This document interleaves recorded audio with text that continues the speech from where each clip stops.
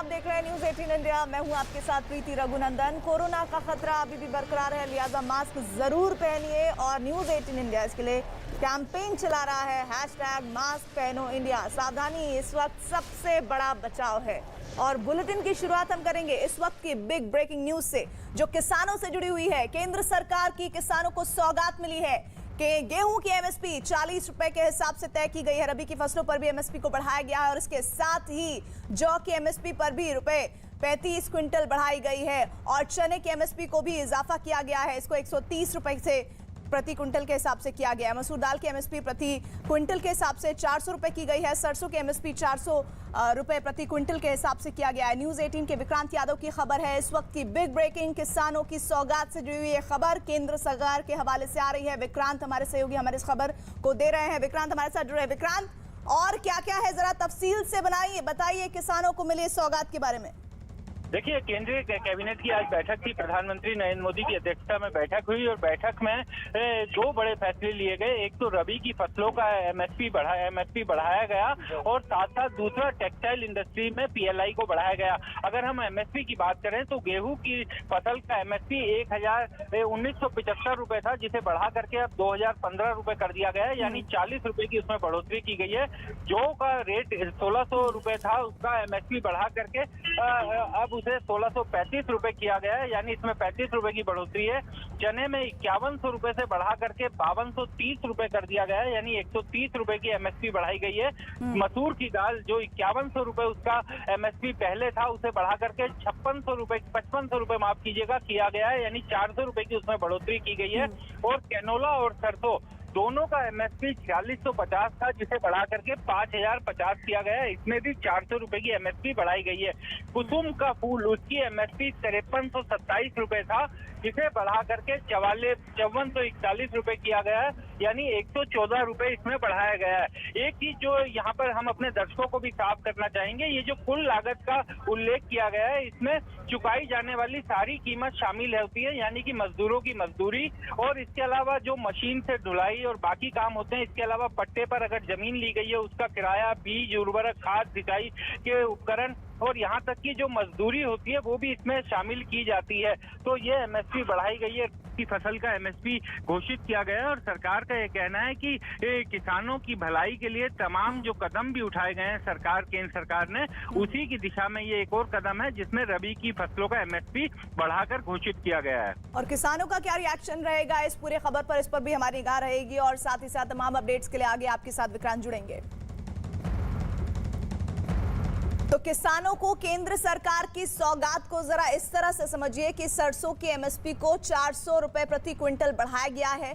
हमारे सहयोगी विक्रांत इस बारे में बता रहे हैं डिटेल रिपोर्ट, जिसके आधार पर इस सौगात के तहत अलग अलग जो रबी की फसलें हैं उसमें इजाफा किया गया है एमएसपी में। गेहूं में एमएसपी को 40 रुपए प्रति क्विंटल के हिसाब से बढ़ाया गया है। रबी की फसलों पर यह एमएसपी बढ़ाने की कवायद हुई है केंद्र सरकार की तरफ से। जौ में एमएसपी 35 रुपए प्रति क्विंटल के हिसाब से बढ़ाई गई है। चने की एमएसपी को 130 रुपए प्रति क्विंटल के हिसाब से बढ़ाया गया है। मसूर दाल की एमएसपी को 400 रुपए प्रति क्विंटल के हिसाब से बढ़ाया गया है।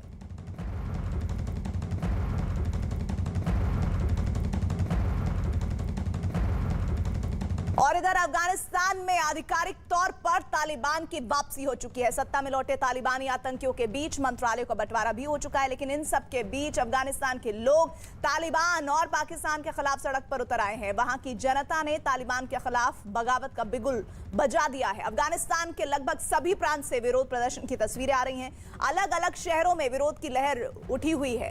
पहले आपको काबुल, हेरात और बदख्शा से तस्वीरें जो आई हैं वो दिखा रहे हैं, जहां लोगों ने सड़क पर तालिबान और पाकिस्तान के खिलाफ मोर्चा खोला है। इस विरोध की अगुवाई को लगातार महिलाएं आगे दिख रही हैं, जो सबसे ज्यादा महत्वपूर्ण तस्वीर है। पर्दे में रहने का हुक्म सुनाया गया है महिलाओं को और ये लोग अफगानिस्तान में पाकिस्तान के दखल से भी नाराज हैं। और इसी बीच तालिबान सरकार ने प्रदर्शन को कवर कर रहे 3 पत्रकारों को गिरफ्तार किया है।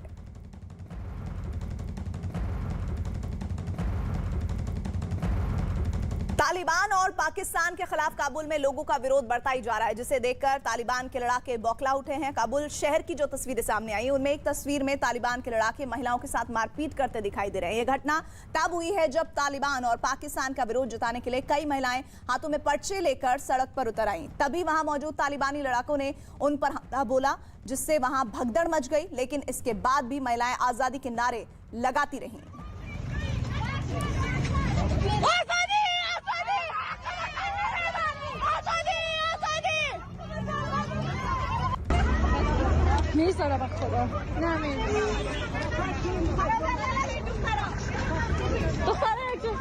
और इसी तरह का एक दूसरा वीडियो भी सामने आया है, काबुल शहर का ही है वो। और इस वीडियो में तालिबान का लड़ाका सड़क से गुजर रही एक महिला पर ताबड़तोड़ डंडे बरसा रहा है। ये वीडियो तालिबान की असलियत को बयां कर रहा है, जिसने अफगानिस्तान पर कब्जे के बाद महिलाओं को आजादी देने और उनका सम्मान करने की बात कही थी।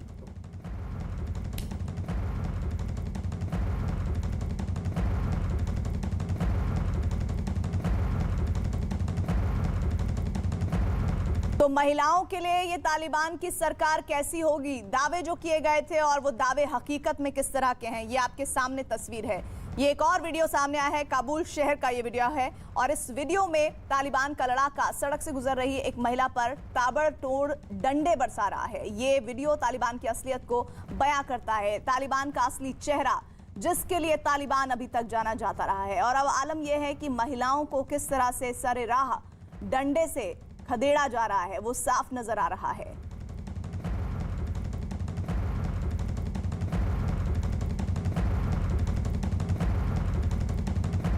काबुल की तरह परवान शहर में भी लोगों ने तालिबान और पाकिस्तान के खिलाफ मोर्चा खोला है। जगह जगह तालिबान और पाकिस्तान के खिलाफ प्रदर्शन हो रहे हैं, जिससे बौखलाए तालिबानी लड़ाके लोगों में दहशत पैदा करने के लिए गोलियां चलाने से बाज नहीं आ रहे हैं। और ये जो गोलियों की तड़तड़ाहट है, वो अफगानिस्तान के आने वाले भविष्य के लिए एक बड़ा संकेत है कि अब अफगान के लोगों को किस तरह से अपने जीवन को आगे बढ़ाना है।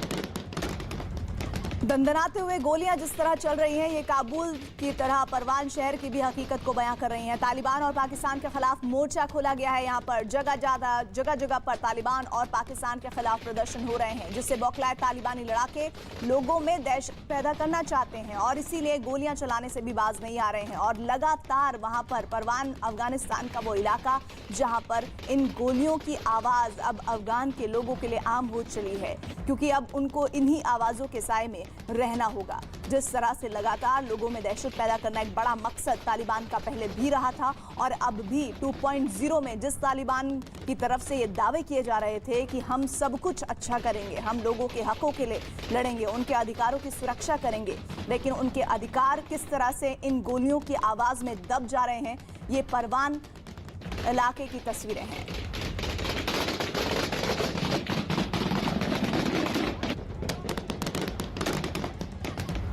तालिबान के कब्जे के बाद से अफगानिस्तान के अलग अलग प्रांतों में विरोध प्रदर्शन शुरू हो गए। हेरात शहर में तो इसी तरह के प्रदर्शन पर तालिबान के लड़ाकों ने गोलियां बरसा दी। इस गोलीबारी में 2 प्रदर्शनकारियों की मौत हुई है, जबकि 6 लोग घायल हुए हैं। ये घटना तब हुई जब शहर के लोग तालिबान शहर और पाकिस्तान के खिलाफ प्रदर्शन करते हुए भारी संख्या में सड़कों पर उतरे, और इस दौरान उन्होंने तालिबान और पाकिस्तान के खिलाफ जमकर नारेबाजी भी की। इस प्रदर्शन को देखकर तालिबान के लड़ाके बौखला गए और फिर दहशत फैलाने के लिए ताबड़तोड़ गोलियां चलानी शुरू कर दी। अचानक भीड़ पर गोली चलने से वहां भगदड़ मच गई और फिर 2 लोगों की मौत हो गई। और इसी तरह परवान शहर में भी तालिबान के लड़ाकों ने एक प्रदर्शनकारी की गोली मारकर हत्या कर दी।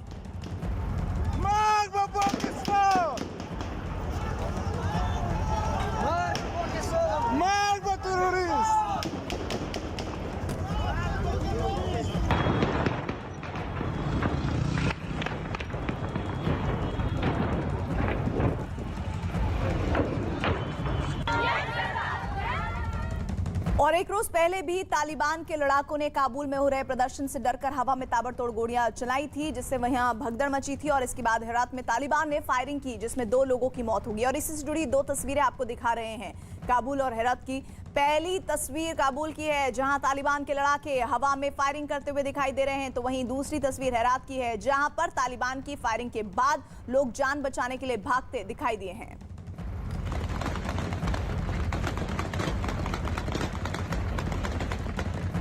तो अफगानिस्तान में अब गोलियों की आवाज आम हो चली है। जैसे लोग आम जनजीवन में अपनी जिंदगी व्यतीत करते हैं, अब अफगानिस्तान का सच ये गोलियों की तड़तड़ाहट है।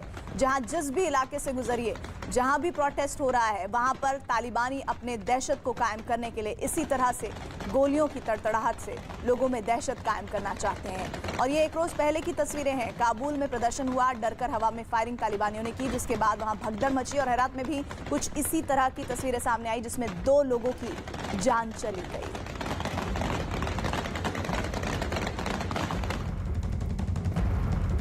तालिबान ने अपनी सरकार का ऐलान कर दिया है, लेकिन अफगानिस्तान में लोग उसकी सरकार को मानने को तैयार नहीं है। तालिबान के खिलाफ अफगानिस्तान के लोग बेहद गुस्से में हैं और ये गुस्सा अब सड़कों पर सैलाब की शक्ल में नजर आने लगा है। आज 5वें दिन महिलाएं सड़कों पर उतर आई हैं। लगातार महिलाएं बड़ी संख्या में काबुल की सड़कों पर प्रदर्शन कर रही हैं और तालिबान के खिलाफ नारेबाजी कर रही हैं, जिन्हें रोकने के लिए तालिबानी लड़ाके हाथों में हथियार लिए सामने खड़े हैं, ये जानते हुए कि AK-47 से निकली एक गोली भी उनकी जान लेने के लिए काफी है। महिलाएं पीछे हटने के लिए तैयार ही नहीं है। पिछले 5 दिनों से अफगानिस्तान की महिलाओं की आवाज पूरी दुनिया सुन रही है।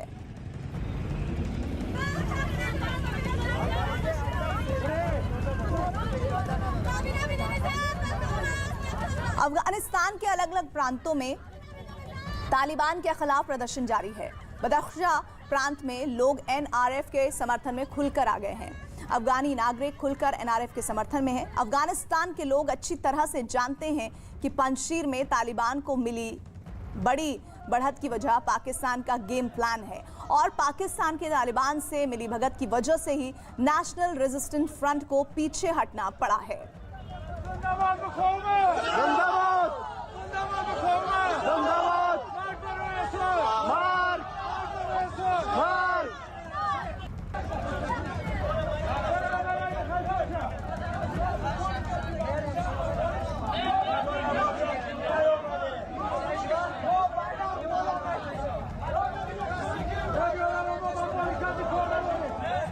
अफगानिस्तान ही नहीं बल्कि दुनिया के कई देशों में तालिबान के साथ मिलकर पंजशीर पर पाकिस्तान के हमले के खिलाफ लोगों ने आवाज बुलंद करना शुरू कर दिया है। और इसी कड़ी में अमेरिका के कैलिफोर्निया में अफगान मूल के सैकड़ों लोग इकट्ठा हुए और पाकिस्तान के खिलाफ जमकर नारेबाजी हुई है। इन लोगों का आरोप है कि पंजशीर में पाकिस्तान की सेना ने तालिबान के साथ मिलकर नॉर्दर्न अलायंस के लोगों पर लगातार हवाई हमले किए हैं। प्रदर्शनकारियों ने अपने हाथों में झंडे और बैनर पोस्टर लिए थे। अपनी मांगों को लेकर ये लोग नारेबाजी भी करते दिखे। अफगानिस्तान में तालिबान के कब्जे के बाद भी NRF पंजशीर में लगातार तालिबान को टक्कर देता नजर आया। इसलिए अफगानिस्तान के लोगों की सहानुभूति नेशनल रेजिस्टेंस फोर्स के साथ है। पाकिस्तान की हरकतों के बाद अफगान नागरिकों में गुस्सा कूट कूट कर भर गया है। दिल्ली में अफगान शरणार्थियों ने पाकिस्तान उच्चायोग के बाहर प्रदर्शन किया और इन लोगों ने पाकिस्तान के विरोध के पोस्टर के साथ प्रदर्शन किया। अफगानिस्तान की जनता पाकिस्तान का गेम प्लान समझ चुकी है। वो जान चुकी है कि उनके देश पर तालिबान के कब्जे में पाकिस्तान का कितना बड़ा हाथ है और खासकर पंजशीर की लड़ाई में पाकिस्तान ने किस तरह अफगानिस्तान के लोगों को धोखा देते हुए तालिबान का साथ दिया। विरोध जो है ये लोग कर रहे हैं कि पाकिस्तान अफगानिस्तान को खाली करे। वहाँ जो हमले हो रहे हैं अफगानी नागरिकों के ऊपर, उसमें भी पाकिस्तान का रोल है। यानी हर तरीके से पाकिस्तान की भूमिका इसमें है। कुछ और लोग हैं, उनसे बात करेंगे। आप बताइए, आपका नाम? मेरा नाम सिमरनजीत कौर है। सिमरन, आप लोगों को क्या लग रहा है, क्या मसला है अफगानिस्तान का? पाकिस्तान क्या क्या वहाँ कर रहा है?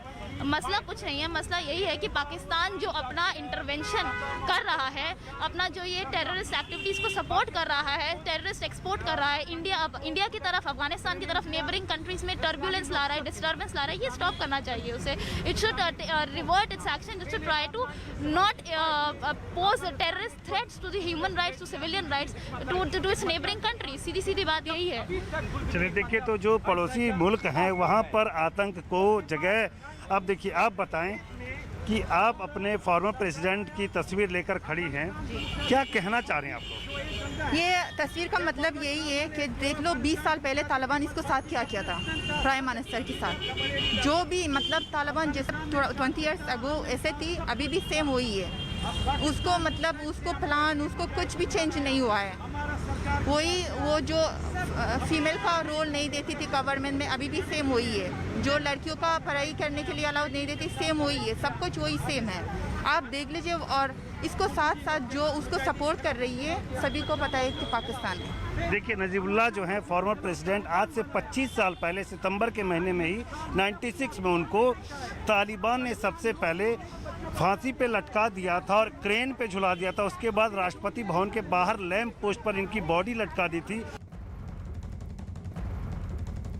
एक और बड़ी खबर तालिबान सरकार से जुड़ी हुई मीडिया रिपोर्ट के हवाले से खबर आ रही है कि तालिबान राज में महिलाओं को खेलने की इजाजत नहीं होगी। तालिबान के कल्चरल कमीशन के अब्दुल्ला वासिक ने एक इंटरव्यू में ये कहा है कि क्रिकेट खेलना महिलाओं के शरीर का हिस्सा उसमें दिखता है, इसलिए ऐसे में उन्हें क्रिकेट खेलने की इजाजत नहीं दी जा सकती। तालिबान लगातार दावे कर रहा है कि वो महिलाओं के अधिकार देंगे, लेकिन अब उनके इस फैसले से उनकी कथनी और करनी का फर्क साफ नजर आ रहा है। इससे पहले तालिबान ने यूनिवर्सिटी में लड़कियों के लिए पर्दे में पढ़ाई शुरू कर दी थी और अब महिलाओं को खेल से दूर कर उन्हें घर में कैद करने की कोशिश की जा रही है।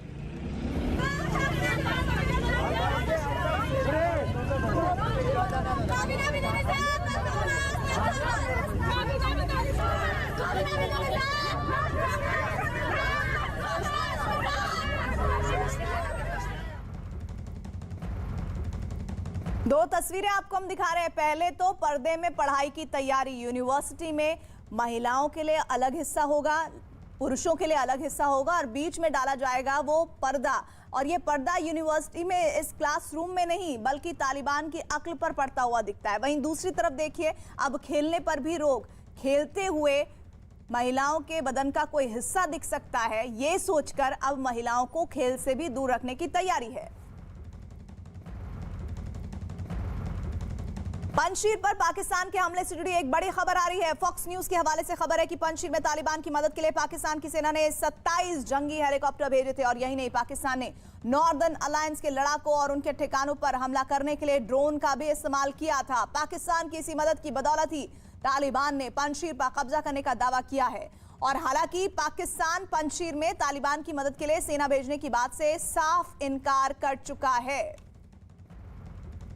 पाकिस्तान के इस झूठ को हर बार बेपर्दा किया गया है, लेकिन इस बार देखिए पंजशीर पर पाकिस्तान के हमले से जुड़ी हुई फॉक्स न्यूज की खबर है और उसके हवाले से ये जानकारी है कि पंजशीर में तालिबान की मदद के लिए पाकिस्तान की सेना ने 27 जंगी हेलीकॉप्टर्स भेजे थे, जिसकी तस्वीर, एक हेलीकॉप्टर और तमाम दूसरे तरह के संसाधनों की तस्वीर तो न्यूज 18 ने भी आपको दिखाई थी। पाकिस्तान ने नॉर्दर्न अलायंस के लड़ाकों और उनके ठिकानों पर हमला करने के लिए ड्रोन का भी इस्तेमाल किया था।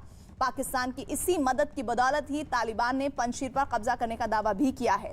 हालांकि पाकिस्तान पंजशीर में तालिबान की मदद के लिए सेना भेजने की बात से इनकार कर चुका है, लेकिन तथ्य बिल्कुल उसकी इस बात के खिलाफ जाते हैं।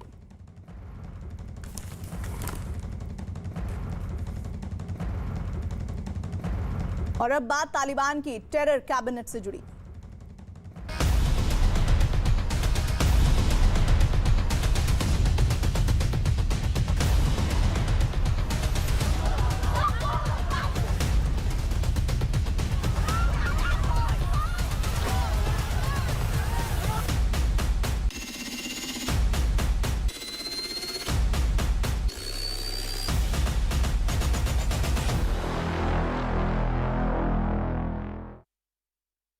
अफगानिस्तान में तालिबान सरकार का गठन हो गया है। मुल्ला मोहम्मद हसन अखंद अफगानिस्तान में तालिबान सरकार के प्रधानमंत्री होंगे। अंतरिम सरकार में हक्कानी गुट के सिराजुद्दीन हक्कानी को गृह मंत्री बनाया गया है, तो वहीं मुल्ला याकूब को रक्षा मंत्री की जिम्मेदारी दी गई है।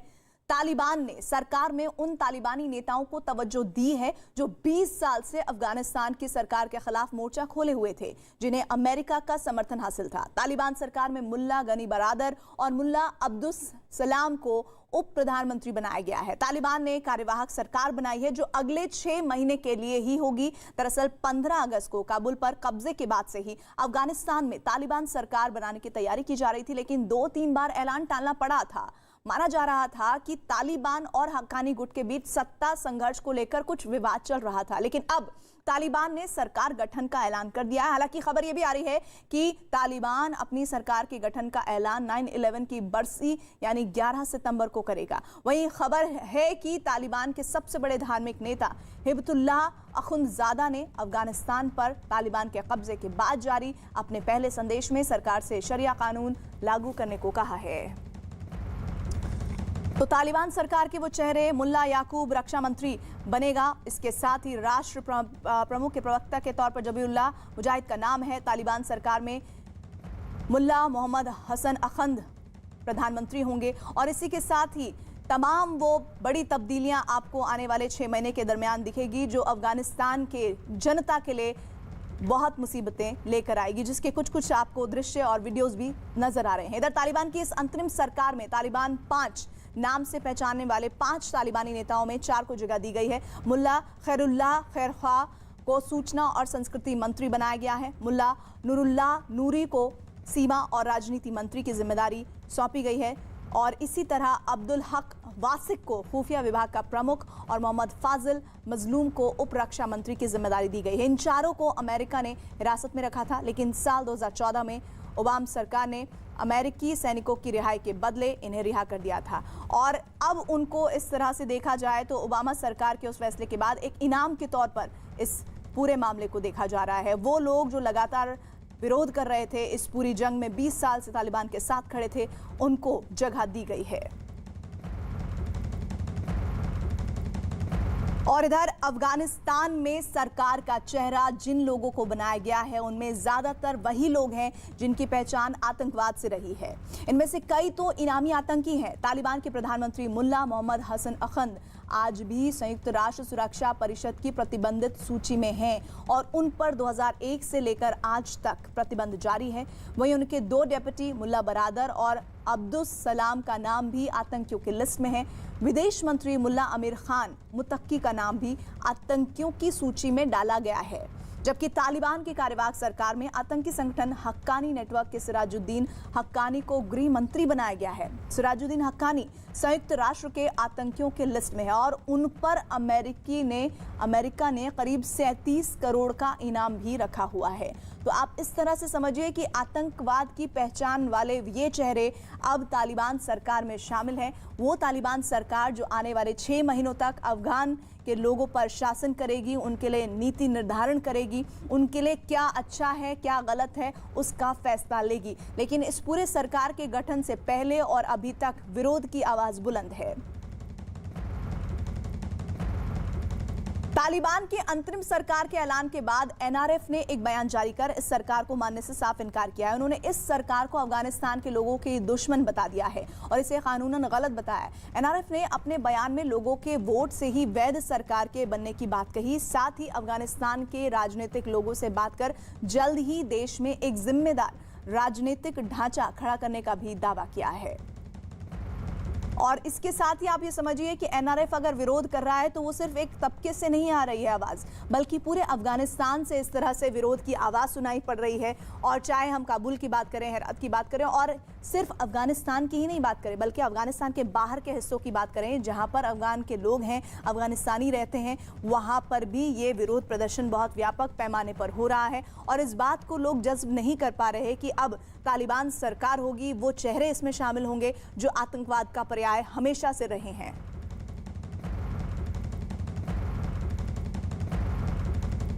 इस बीच एक बड़ी खबर अफगानिस्तान से ही आ रही है। तालिबान की सरकार ने 4 पन्नों का घोषणा पत्र जारी किया। इस घोषणा पत्र में इस्लामिक और शरिया कानून के तहत सरकार चलाने का ऐलान किया गया है। घोषणा पत्र में सभी नागरिकों को समान अधिकार देने की बात कही गई है। घोषणा पत्र में सभी पड़ोसी और बाकी देशों से सम्मानजनक संबंध कायम करने का जिक्र है। तालिबान सरकार ने सभी विदेशी राजनयिकों, दूतावासों और निवेशकों को सुरक्षा का भरोसा दिया है। वो तमाम कवायद की जा रही है इस तालिबान सरकार की तरफ से जहां उसे अंतर्राष्ट्रीय समर्थन मिले, यानी कि दूसरे देश उसके साथ आए, लेकिन ये दूसरे देशों का साथ आना इतना आसान नहीं नजर आ रहा है। हालांकि अभी तो अपने ही मुल्क में मौजूद जो नागरिक हैं अफगान के, उनसे ही जूझना तालिबान की सरकार के लिए बाकी है, क्योंकि वो सरकार के गठन की बात करें या उससे पहले के वक्त की बात करें, जिस तरह से बड़ी संख्या में महिलाएं बाहर आ रही हैं और खुलकर बंदूक की नोक सामने देखने के बावजूद वो अपने इस प्रोटेस्ट को कभी भी रोल बैक नहीं करना चाहती हैं। उस हालात में 6 महीने इस तालिबान सरकार के लिए कैसे रहने वाले हैं, अफगान के लोगों के लिए कैसा रहने वाला है, ये सबकी निगाहें इस पर टिकी हुई हैं।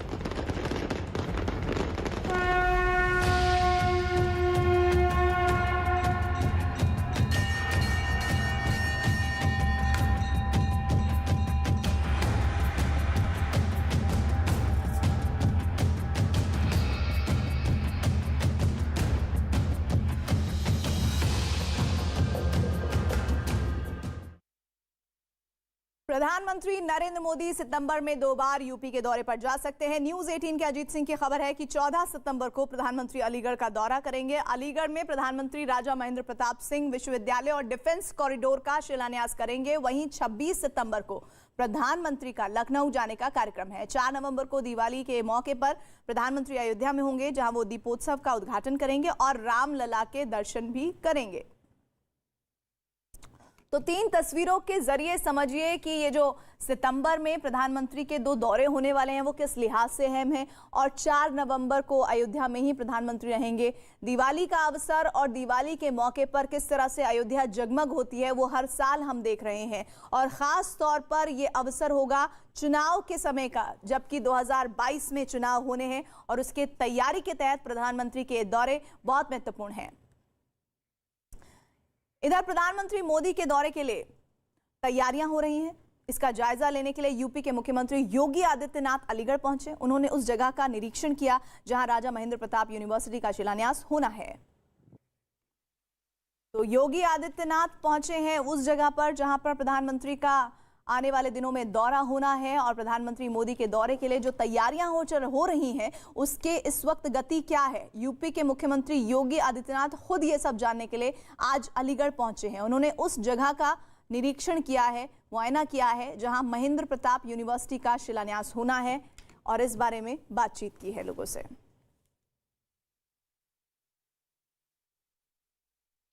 कि आगामी 14 सितंबर को देश के यशस्वी प्रधानमंत्री, दुनिया के सबसे लोकप्रिय नेता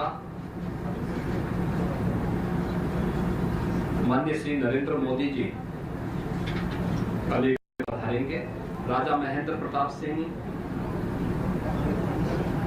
राज्य विश्वविद्यालय के शिलान्यास का कार्यक्रम आदरणीय प्रधानमंत्री जी के करकमलों से संपन्न होने जा रहा है।